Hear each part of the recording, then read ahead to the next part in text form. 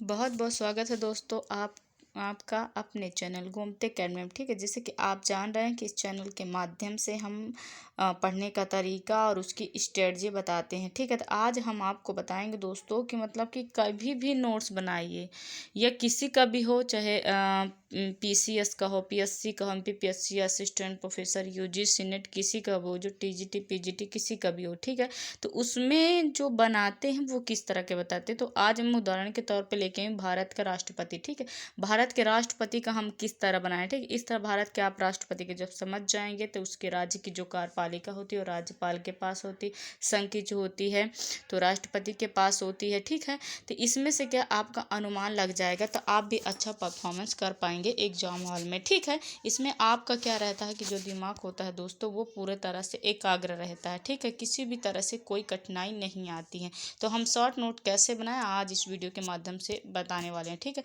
अब जैसे देखिए हमने लिखा है इसमें अनुच्छेद 52 में कि अनुच्छेद 52 में हमने लिखा है कि भारत का एक राष्ट्रपति होगा। ठीक है, भारत का जो है मतलब कि राष्ट्रपति होगा। अनुच्छेद जो 53 में हमने कर दिया है दोस्तों, तो वो लिख दिया कि जो संघ की कार्यपालिका वो राष्ट्रपति में निहित होगी। संघ की क्योंकि राज्य की राज्यपाल में होती है दोस्तों और संघ की क्या होती है, राष्ट्रपति में होती है। तो अनुच्छेद 53 में हमने कर दिया है कि जो संघ की कार्यपालिका है वो राष्ट्रपति में निहित होगी और जो मतलब कि मतलब कि इसमें जो है सिर्फ हम संघ की बता रहे हैं। ठीक है, ये आर्टिकल में ऐसा नहीं कि इसमें 53 में ही आप मतलब कि क्वेश्चन आए तो मार के आ जाइए कि जो राज्य की कार्यपालिका है वो मतलब कि राज्यपाल। इसमें अनुच्छेद 53 की बात कर रहे हैं कि जो संघ की कार्यपालिका होती है वो राष्ट्रपति में निहित होती है।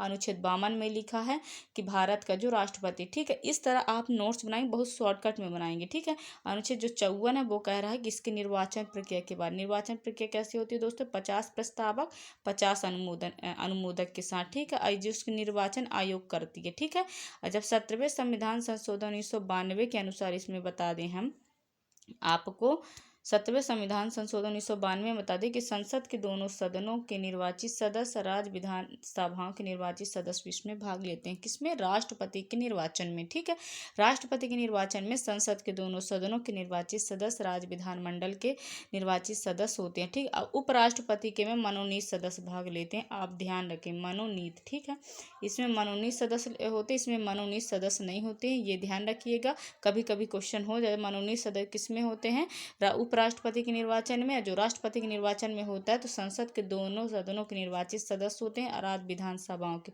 ठीक है, यह एक अर्ध न्यायिक प्रक्रिया है। ठीक है, और इसका जो वो होता है तो इसका अनुपातिक प्रतिनिधित्व के एकल संक्रमण मत प्रणाली द्वारा चुनाव होता है। कौन सा दोस्तों होता है, अनुपातिक प्रतिनिधित्व के एकल संक्रमण।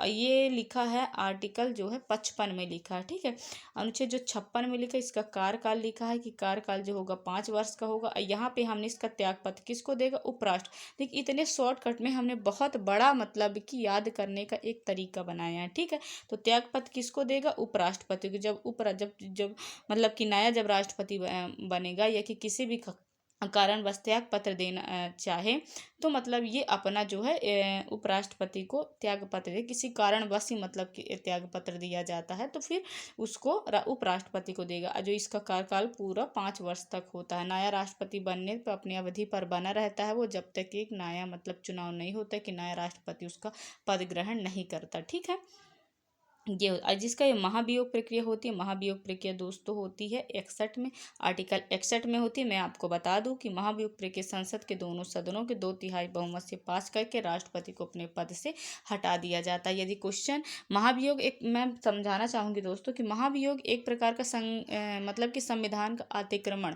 यदि संविधान किसी कारणवश राष्ट्रपति अतिक्रमण करता है तो संसद के दोनों सदन यानी कि लोकसभा एवं राज्यसभा 2/3 बहुमत से पारित करके राष्ट्रपति को अपने पद से हटा देता है। ठीक है, तो ये आपको यहाँ तक समझ में आया। ठीक है, महाभियोग ध्यान रखिएगा, महाभियोग के जो है आर्टिकल 61 में है। ये काफ़ी बार पूछा भी गया है और पूछ जाने की संभावना भी होती है। तो इसमें मैंने बस छोटा लिखा, लेकिन आपको इसका विस्तृत बता रहे कि संसद के दोनों इस तरह आपको नोट्स बनाना है। ठीक है, यदि आप यहाँ बहुमत से लोकसभा, ठीक है, यहाँ पे राज्यसभा मतलब कि राज्यसभा लोकसभा 2/3 बहुमत से पास करके राष्ट्रपति को अपने पद से हटा सकती है। ठीक है, अब देखिए अनुच्छेद 71 क्या कहता है, विवाद की स्थिति में सर्वोच्च न्यायालय न्यायालय, मतलब कि यहाँ पे उपराष्ट्रपति, यहाँ पे राष्ट्रपति। कहने का तात्पर्य है कि यदि उपराष्ट्रपति और राष्ट्रपति के मध्य कोई विवाद होता है तो यदि उसका समस्या का जो समाधान करती है वो सुप्रीम कोर्ट करती है, यानी कि सर्वोच्च न्यायालय करती है विवाद की स्थिति में। ये हमारे संविधान का जो आर्टिकल 71 कहता है, ठीक है। उपराष्ट्रपति राज्यसभा का पदेन अध्यक्ष होता है, ये ध्यान रखें, ये अनुच्छेद 64 में कहा गया, मतलब कि उस उपराष्ट्रपति जो होता है राज्यसभा का पदेन अध्यक्ष होता है, ये आर्टिकल जो है 64 में कहा गया है, ठीक है। अब हम आपको और बताते हैं दोस्तों कि इसमें जो अनुच्छेद 54 मतलब कि 74 लिखा है, तो 74 में बता दो सलाह से संबंधित। सलाह से संबंधित मैंने यहाँ बहुत शॉर्ट लिखा, छोटा लिखा, सिर्फ उसमें एक ही लाइन में मतलब लिख दिया, ठीक है। कहने का तात्पर्य यह है कि जो राष्ट्रपति होता है वो प्रधानमंत्री की सलाह से ही कार्य करता है, और अन्य मंत्री की जो नियुक्ति होता है वो उसी की सलाह से करता है। तो मैंने यहाँ पे सिर्फ सलाह भर लिख दिया, ठीक है। सलाह से संबंधित है अनुच्छेद 74 1 या 74, ठीक है। क्योंकि ये जो राष्ट्रपति मंत्री की नियुक्ति करता है ना, तो वो प्रधानमंत्री की ही सलाह से ही करता है। और यहाँ पे मतलब कि वो सलाह मानने के लिए जो है मान्य, ठीक है। अभी इसमें नियुक्ति से संबंधित 75 में कहा, नियुक्ति का मतलब कि ये है कि प्रधानमंत्री की जो नियुक्ति वो राष्ट्रपति करता है, अन्य मंत्री की नियुक्ति जो है प्रधानमंत्री की सलाह से करता है, ठीक है। तो ये हमारे आर्टिकल जो है 75 में कहा। अब आर्टिकल 103 में क्या कहेगा, अध्यादेश मतलब कि अध्यादेश जारी करने की शक्ति 123 में हो गया, ठीक है। अध्यादेश जारी करने की शक्ति क्या कहलाती है कि जब यदि संसद के दोनों सदन अथवा कोई भी एक सदन सत्र में ना हो तो राष्ट्रपति अध्यादेश जारी कर सकता है। ये हमारे संविधान आर्टिकल 123 में जो है प्रावधान किया गया है। संसद में 2 बार राष्ट्रपति प्रवेश करते हैं। और 331 में जो है 2 एंग्लो इंडियन का दिया है, राष्ट्रपति करते हैं 2 एंग्लो इंडियन का। जो 111 में जो शक्ति प्रदान की गई है वो वीटो की शक्ति प्रदान की गई है राष्ट्रपति के पास, ठीक है। तो ये आप ध्यान रखिएगा, ठीक है।